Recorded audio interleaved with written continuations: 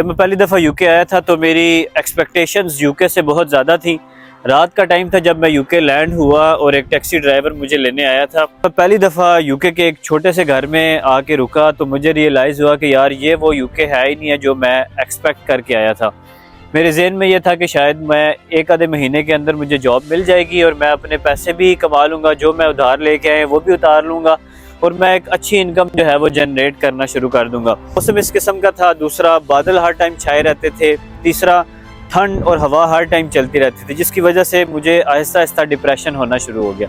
मुझे रियलाइज़ हुआ कि यार शायद इस कंट्री में मैं सर्वाइव ना कर सकूं। और मोस्ट इम्पॉर्टेंट, मेरे इर्द गिर्द के जो लोग थे वो भी यही कहते थे कि यार कितने आ गए हैं यार, ये तो इधर तो मीठी जेल है, यहाँ पे तो सर्वाइव करना आपके लिए बड़ी मुश्किल है, जॉब्स ही नहीं मिलती यहाँ पे, जॉब तुम्हें मिलेगी नहीं, तुम जो मर्जी कर लो। विद इन 2 to 3 वीक्स मैं काफ़ी ज़्यादा डिप्रेशन में चला गया और मेरे माइंड में हर टाइम ये रहता था कि यार क्या गलती की है कि मैं यहाँ पे आ गया हूँ, क्यों मैंने जो है वो ये डिसीजन लिया, शायद ये मेरी ज़िंदगी का सबसे गलत डिसीजन था।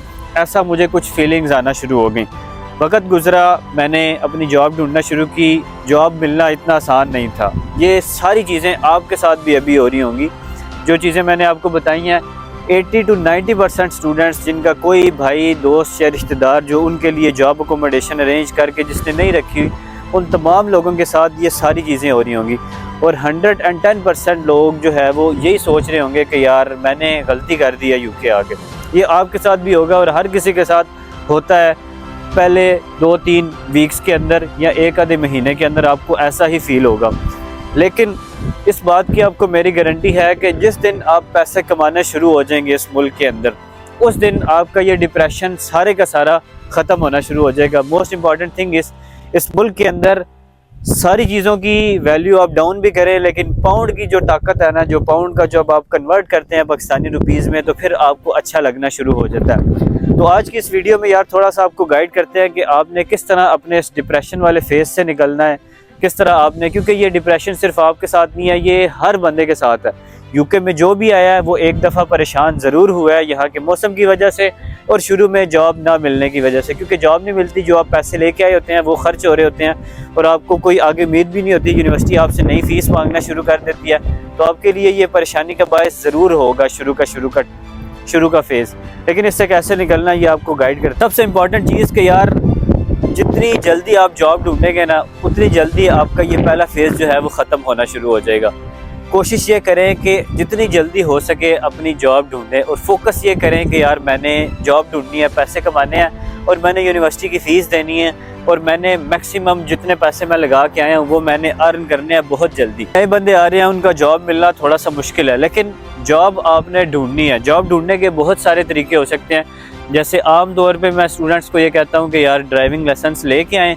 लाइसेंस लेके अगर आप गाड़ी लें तो आप डिलीवरी की जॉब बड़ी आसानी से आपको मिल जाएगी। थोड़ा सा इसके अंदर रिस्क ज़रूर इन्वॉल्व होता है, कभी कभार गाड़ी ख़राब निकल आती है, लेकिन एट द एंड कुछ ना कुछ आपको बचत होना शुरू हो जाती है। तो अगर आप यूके में गाड़ी लेना चाहते हैं, कैसे लेंगे, इसके ऊपर मैंने बड़ी डिटेल वीडियो बनाई है, आप जो है वो मेरे चैनल पे जाके देख सकते हैं।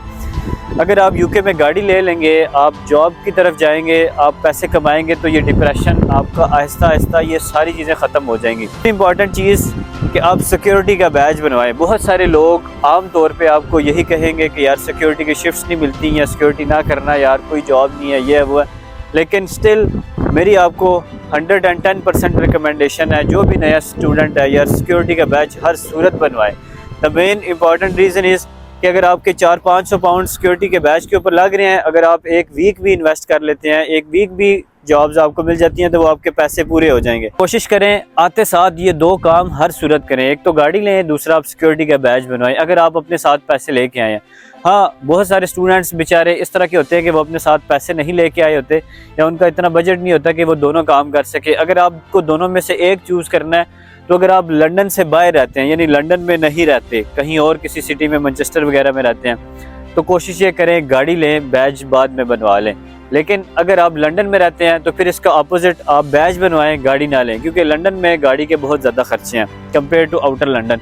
क्योंकि लंदन में आपको जो है वो थोड़ा और मज़ीद जो है वो मेहनत करनी पड़ती है। और दूसरा ये है कि लंदन में जो ट्रांसपोर्ट का सिस्टम है वो अच्छा है, गाड़ी नहीं भी होगी तो गुजारा चल जाएगा, लेकिन अगर आप किसी और टाउन वगैरह में रहते हैं तो फिर गाड़ी होना आपके पास ज़रूरी है, क्योंकि डिलीवरी की जॉब ज़ाहिर है गाड़ी के बगैर तो पॉसिबल ही नहीं है। तीसरा इंपॉर्टेंट काम आपने ये करना है कि आपने बहुत ज़्यादा दोस्त बनाने हैं। इस मुल्क के अंदर आप जितने ज़्यादा दोस्त बनाएंगे उतना आपको फ़ायदा होगा। इस मुल्क के अंदर किसी भी टाइम पे कोई भी बंदा आपके काम आ सकता है। जैसे मैं हूँ, मैं आपका सबसे पहला दोस्त हूँ। आप मेरे व्हाट्सएप के ग्रुप्स ज्वाइन कर सकते हैं, उसमें बहुत सारे और भी आपकी तरह के ही स्टूडेंट्स हैं जो अभी यूके आए हैं या जो ऑलरेडी यूके के अंदर मौजूद हैं। वो एक दूसरे की बहुत ज़्यादा हेल्प करने की कोशिश भी करते हैं।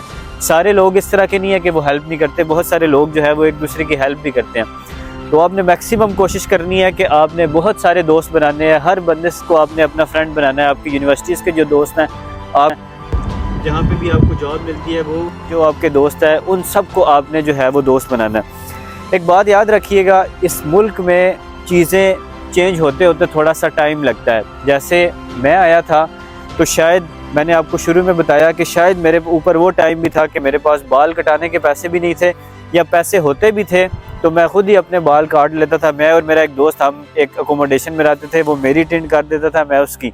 द मेन रीज़न इज़ कि हमने 10-10 पाउंड बचा के यूनिवर्सिटी को फ़ीस देनी थी। तो अल्हम्दुलिल्लाह वक़्त हमारा बदल गया है, आपका भी बदल जाएगा। ये जैसे जैसे आपका वक़्त गुजरेगा आप इस मुल्क में मज़ीद अपने बेहतर फेज़ की तरफ जाते जाएंगे, क्योंकि ये बात रियलाइज़ करेंगे ये जितने भी लोग यहाँ पे आए हैं ये सब इसी तरह किसी न किसी वीज़े पे आए थे। कोई स्टूडेंट आया था, कोई किसी के साथ डिपेंडेंट आया था, या किसी और वीज़े पे आया होगा। ये सब इसी बेसिक फेज़ से गुजरे हैं जिस फेज़ से आप गुजरे होंगे। तो जैसे जैसे वक्त गुजरेगा ये चीज़ आपको जो है वो बेटर फील होना शुरू हो जाएगी। उस चीज़ को याद रखें कि बहुत सारे लोग जो अभी पाकिस्तान में है या इंडिया में है या नाइजीरिया वगैरह में है, वो आपकी लाइफ को ड्रीम कर रहे हैं। वो लोग ये सोचते हैं कि यार ये बंदा बाहर चला गया, यार मैं किस तरह बाहर चला जाऊं। तो इस वजह से आपने किसी भी पॉइंट के ऊपर इस चीज़ का रिग्रेट नहीं करना कि यार ये मैंने क्या कर दिया, क्योंकि बहुत सारे लोग वो उस लाइफ का ड्रीम कर रहे हैं जो लाइफ आप जो है वो जी रहे हैं इस टाइम के ऊपर। तो मोस्ट इम्पॉर्टेंटली ये चीज़ याद रखिएगा कि जैसे जैसे आप पैसे कमाएंगे आपका फेस जो है वो बेहतर होना शुरू हो जाएगा, मुल्क के अंदर गुजरेगी, आपके और ज़्यादा जो है वो चांसेस यहाँ पे ग्रो करने के बहुत ज़्यादा हो जाएंगे। मेक श्योर डीमोटिवेट नहीं होना और अपने काम के ऊपर, अपनी जो है वो लाइफ के ऊपर फोकस रहना है। इस मुल्क के अंदर वक्त सबका बदल जाता है, आपका भी बदल जाएगा। बहुत शुक्रिया, खुदा हाफ़िज़।